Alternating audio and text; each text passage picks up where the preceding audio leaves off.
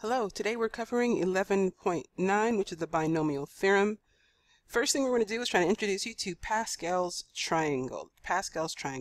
So here's a wonderful thing that was created. You're always going to start with 1, and you're always going to have 1 along your edges here. What we're going to use is the one row to get the next. So the 1s are on the side. If I add 1 plus 1, I get this 2. And then if I add 1 plus 2, I get this 3. 2 plus 1, this 3. And then it's always going to follow with the 1s on the side. Continuing on, 1 plus 3 is 4, 3 plus 3 is 6, 3 plus 1 is 4, and then you have the 1 at the edge again. The next row will be 1, and then you're going to add 1 plus 4, and you'll get your 5. Then you're going to add 4 plus 6, and you get 10. 4 plus 6, you get 10. 4 plus 1, you get 5, and then you're going to end with a 1 again. Take a moment, if you would please, press pause, and give me at least 2 more rows for this. So you're starting with your 1, and then you're going to continue on, and then just check to see if you got that right. So if you could check your row with my row, make sure my rows, and make sure that you have the same numbers here. If you don't, then that means one of us added incorrectly. I think it's you, not me this time. I'm going to talk to you about this in a little bit, but please note these are the combinations, and these are equal to these. So 0, choose 0. How many ways are there to have 0 items and to pick 0 of them? There's only 1. 1, choose 1. Well, there's only one way. I'm sorry, 1, choose 0. Only one way to choose nothing, so that's that one. All of these in the Pascal's triangle will correspond to these as well. It's the same thing. We're going to use this in a moment, but first, and I really want you to press pause right now and work on these 1, 2, 3 problems. You can use a box, you can use foil, whichever you do. Please multiply these 3 terms out and then press pause right now. Really, press pause. Now, press pause. Okay, check your work with my work. For a plus b squared, I got a squared plus 2ab plus b squared. That's a special pattern. For a plus b cubed, I have a cubed plus 3a squared 3ab squared plus b cubed. And then this is what I got for this one. Now, what I want to draw your attention to is the coefficients. 1, 4, 6, 4, and then 1. So within the Pascal triangle, there are rows that actually correspond to these coefficients. Notice how it starts and ends with 1. Starts and ends with 1 for these. Well, so do these. So for this one, this is the second row. So I would look here. If I had a highlighter, that might work a little bit better for us all. And I do have a highlighter. Sorry about that.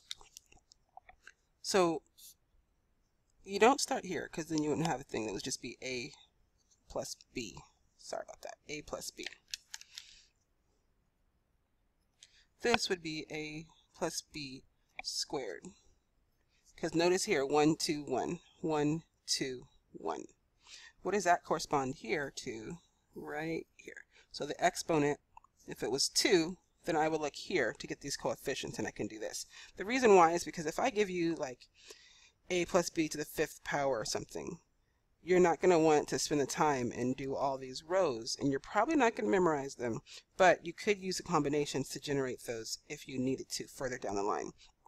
So please note that the exponent kind of will correspond to this number. Those are 2's. And then for your other portions, we have this 1, 3, 3, 1. 1, 3, 3, 1. That's your third row. A plus b to the 3rd. So the third one will give me these coefficients right there. And then your last one to the 4th power, I would go to the 4th row. 4th row. So this is 3rd, 2nd. So for your 4th row, 1, 4, 6, 4, 1. 1, 4, 6, 4, 1. That's how we're going to get our coefficients, is using that. So that is step 2. Actually, that's the relationship between the coefficient and the Pascal's triangle. They are the same there. And then describe the pattern between the a's. So now I'd like for you to look at the a's and the b's, the exponents. I go 2, 1, and then what's kind of there but not there, which I think will kind of help us see. Everything has an a and a b, actually. This is a squared b to the 0. The next one, if I'm ignoring that, okay, we know that's 2. I have a to the first and then b to the first. And then for your last one, you have, well, there is kind of an a, but it's a to the 0 because a to the 0 power is 1, and then it's b squared. They will all follow this pattern. As the a's, you're going to start off with this exponent. So you're going to go 3, 2, 1, and then 0, a to the 0. And the b's will increase. So this would be like b to the 0, b to the 1, 2, and then 3. Same thing, 4, 3, 2, 1, 0, 0, 1, 2, 3, 4. They all follow this pattern. That's what people like me geek out about for math. So we're going to use what we just did in order to expand this. So first thing I need is my coefficients would be kind of helpful for me. So I'm looking at the 5th row, which you guys have created right way up there. And my coefficients for the 5th row are 1, looks like, leave yourself some space, 5, looking here, I have a 10, I have another 10, and then I have a 5, and then I have a 1. Okay, using these coefficients, this will help me expand it out without using a box, without using anything else. Now, I have also told you that the a's should start out with a to the 5th. Then it's going to decrease. A to the 4th, a to the 3rd, a squared, a, and then a to the 0, which is just nothing. So you really don't have to write that 0 if you don't want to. And then, how about the b's? Well, this time we don't have a b, actually.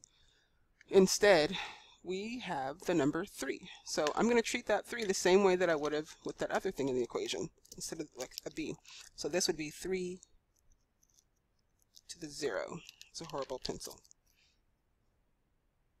3 to the 0 times 3 to the 1st times 3 squared, you're going up, times 3 to the 3rd times 3 to the 4th, then times 3. Another way that I kind of like, 3 to the 5th.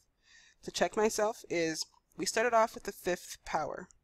5 plus 0, 5. I know I'm right. 4 plus 1, 5. 3 plus 2, 5. 2 plus 3, 5. 1 plus 4, 5. And 0 plus 5 also works. That's how we check ourselves to make sure that we're okay.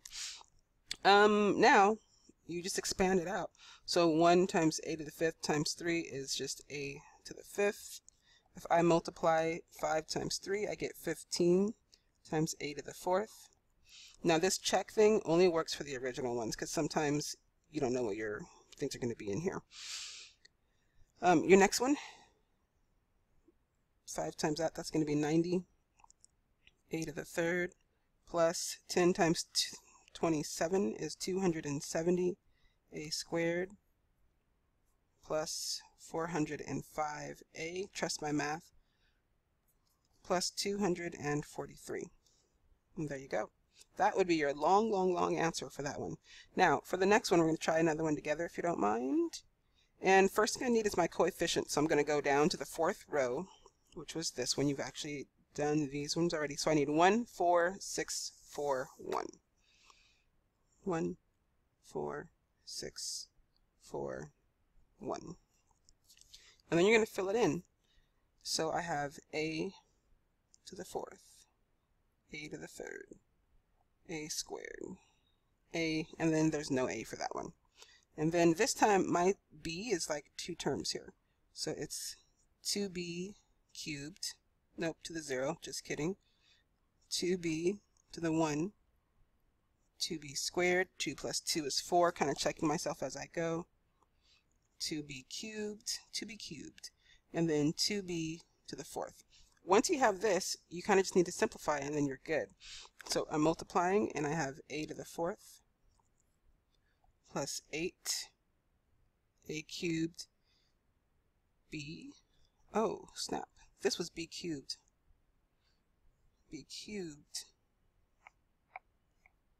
So remember, a power to a power, this would still be 0, so no one cares. But this b to the 3rd to the 1st power would be to the 3rd. And then here I have, where am I at? 24, because 6 times 2 squared, that's 6 times 4 is 24. A squared, b to the 12th. When I multiply that out, do I really get b to the 12th? I'm not filling it. Where am I? 1, 2, 3. 1, 2, 3, 2. B, 3 times 3 is 6. My bad. Plus 4 times 2 to the 3rd would give me 32. A, b to the 9th. Plus 2 to the 4th is 16. B, 3 times 4 is 12. There you go. That's fun stuff, isn't it? Okay, I did throw a negative sign at you. I'm going to probably just show you two things, and then I'll probably let you pause a little bit. But your coefficients are the same as what they were above.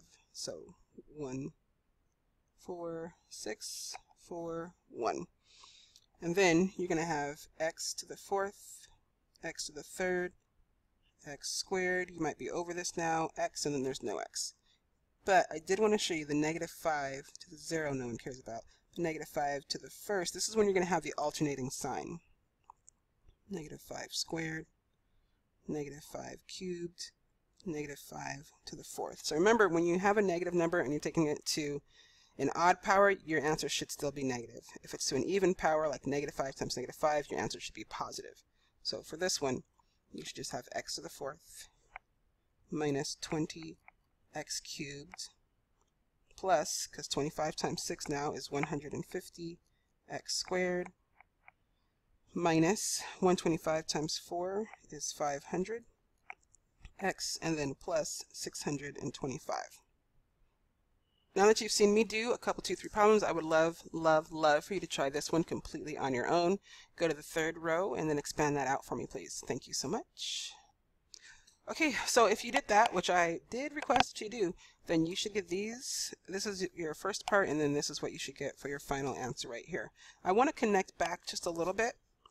Now I want to talk about the combinations aspect of this. So we were in the 3rd row, so this is where we were. And we knew that my coefficients were to give me 1, 3, 3, 1. But notice this right here. This is my exponent. So this would be 3, choose something. But how do I get these other parts? This is 0, 1, 2, 3. Well, this would have been y squared, negative y squared to the 0, 1, 2, 3. So this number right here, the second number of it, is the exponent of the second term, kind of the b term. I put that in parentheses because it's parentheses worthy. It's the exponent of the second term, so the b portion of it. And then this is just the degree that you're starting with. Okay, so why did I say that? Because there are going to be times where you are going to be asked to just, I don't want to know the whole thing expanded out. I don't want you to do all of that. Not for the 10th power. But I would like for you to use combinations to figure out, well, what should this be? So let's think about that. I mean, I know that it's going to be 10 choose something to start off with, because that's that part. Well, here's the thing. It's the exponent of the second number. I want the second term. So I know I'm going to have 2, and I know I'm going to have negative 3x in there. Well, for the first term, so here's, if you're looking at this, this would be your first term. The c would be 0. Your second term, the c would be 1. So where would this be with regards to this exponent? Well, I know the first term, this would be 10, and then it would be 9. And then what would this have to be in order to get this number to equal 10? Well, 9 plus what? 9 plus 1. And then this would be a 1 as well. Okay, so I really just need these 3 numbers right here. So I put these into my calculator, and I have 10, choose 1, times 2 to the 9th times negative 3. I hit equals, and I have negative 15360, and then I'm going to tack on that x at the end. But for reals, I would do all of this on my calculator, and it should look a little bit like that. Okay, do me a favor and find the 5th term for this one, and then check your answer when you're done. So there you go. Thank you so much for joining me, and have a great day.